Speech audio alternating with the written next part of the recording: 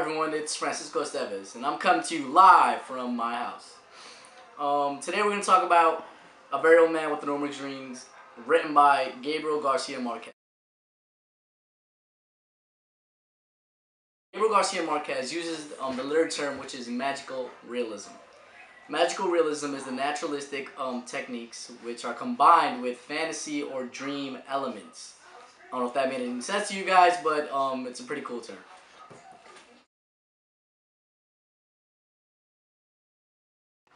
At the beginning of the story, Pelayo and Elisenda are killing crabs during a rainstorm that has been lasting for several days. Their child has been sick with a fever, and then all of a sudden, that day, the old man with enormous wings appears in their courtyard. He speaks a different language, he's very old, he's type bald, missing teeth. According to Shmoop.com, they do a very good job on describing the old man.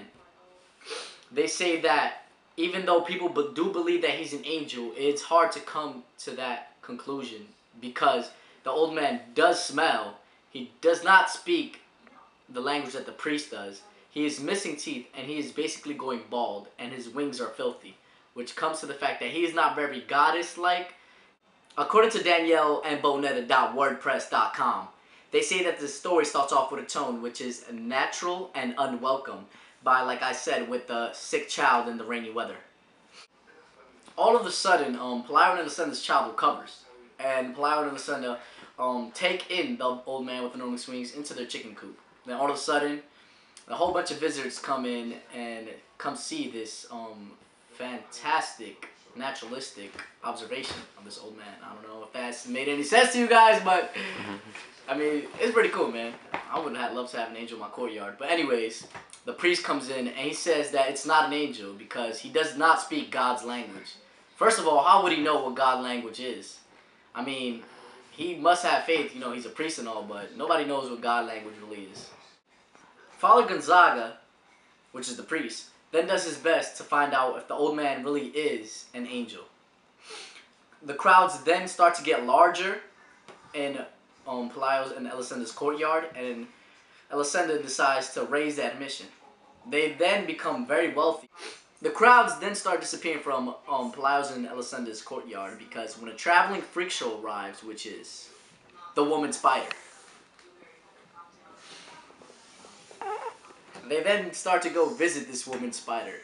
Why the hell would you want to go see a woman spider?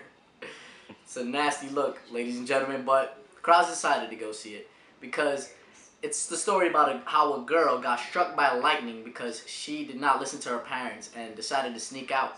And when she did, she got turned into a woman spider. Spider woman. Alright, that's it. Pelayo then quits his job and starts building a new house, practically a mansion, because they made just enough money out of the emissions and became very wealthy. And then one day, just when Pelayo and Elisenda are convinced that the old man is about to die, he all of a sudden regains his strength and starts to fly away. Then Elisenda just looks at the very old man flying away into the sunset, just staring and staring until there's nothing to see. The very old man, nobody knows if he's an angel or what he was, but I believe he's an angel because of the things that he did and how he impacted Pelayo's and Elisenda's life. Their child got better. They became very wealthy. Pelayo does not have to work anymore.